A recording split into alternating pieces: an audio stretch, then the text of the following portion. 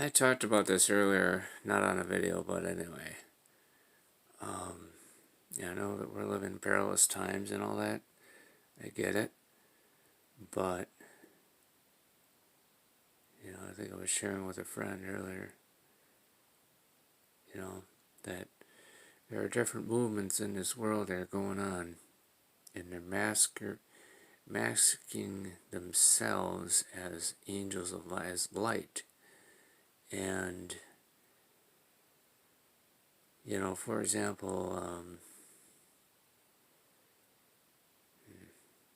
I don't want to start naming things, but it's like, I really think if you're gonna, I'll say this, without going into too much details. I mean, you can personal message me and get more specifics on that. But if you're gonna support a movement, it's important to know the spirit behind it, because there are different spirits operating. Believe me, and they may not be of God. They may sound like they're of God, but they're not.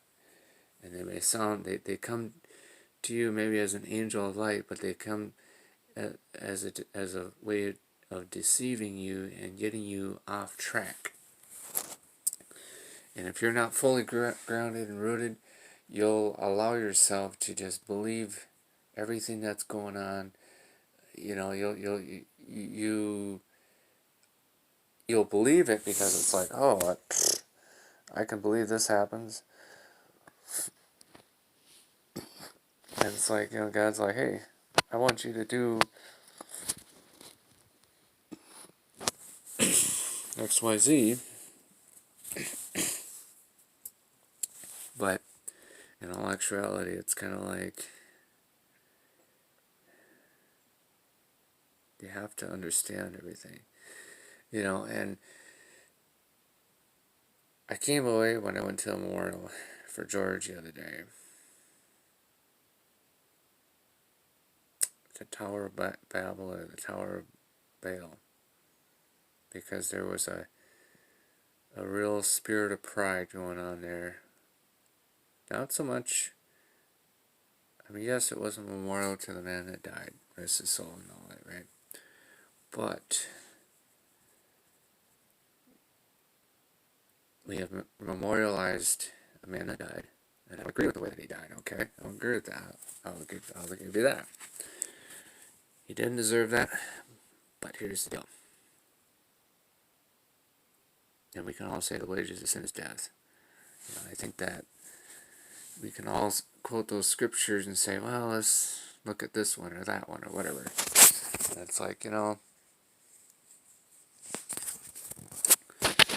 biggest thing that you can do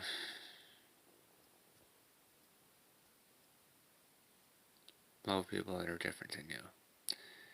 Like Miles McPherson says. And he talked about the in-group and the out-group.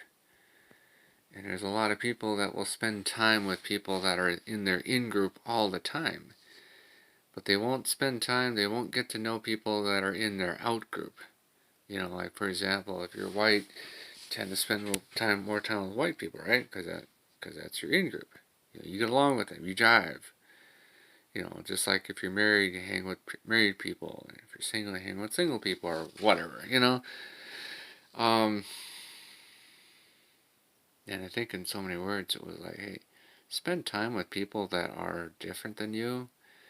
And when you spend time with people that are different than you, you have a place of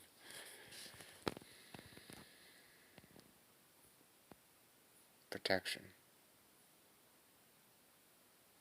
Yeah, I think what it comes down is being comfortable. Exactly.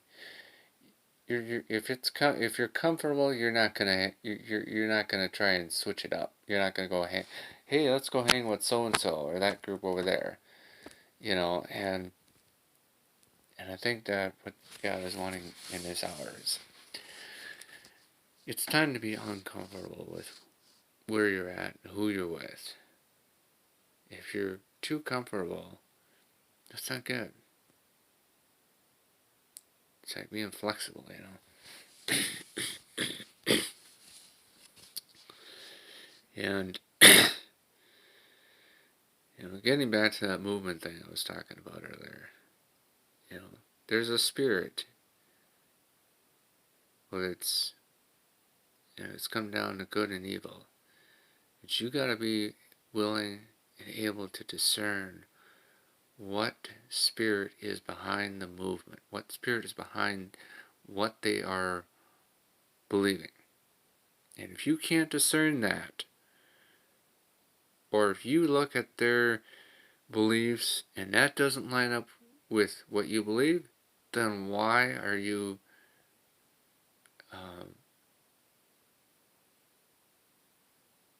believing with them, or basically siding with them? It's, I mean, if you look at their belief system and they are anti-Israel, for example, or they are anti traditional family, right? Against the traditional family, man, woman, all that kind of stuff. And they are for dissolution of the family.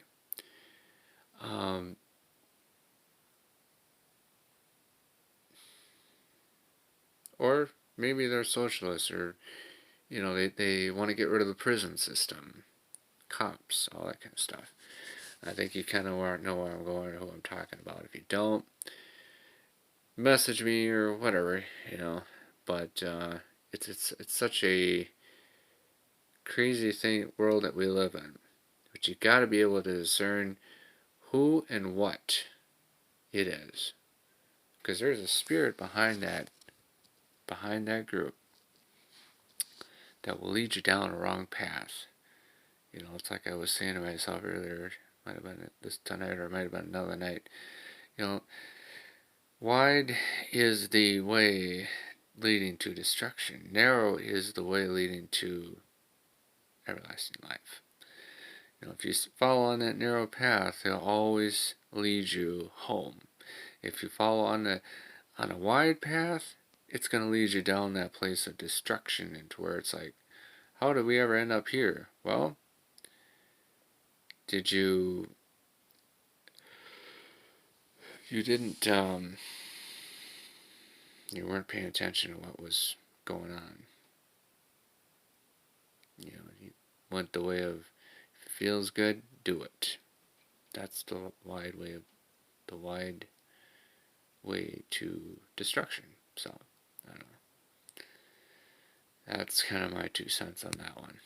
Peace out.